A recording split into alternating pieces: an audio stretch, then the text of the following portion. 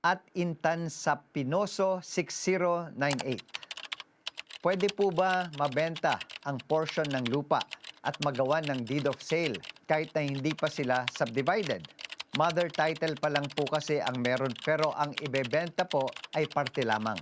May agreement din daw po sa barangay about po sa mga hatian. Salamat ang marami. Opo, maaari pong ibenta ang portion ng isang lupa at maging sakop ng isang deed of sale. Importante lamang po na ang portion na iyon ay malinaw na nakatakda sa isang survey plan upang matukoy ang pinag-uusapang bahagi ng lupa. Ang subdivision survey plan ay dapat may technical na description din ng mga boundaries, yung mga muhon, at dapat madedetermina ang nalalabing mga bahagi ng mother title. Dapat din nakalakip at bahagi ng survey plan na ito sa deed of sale.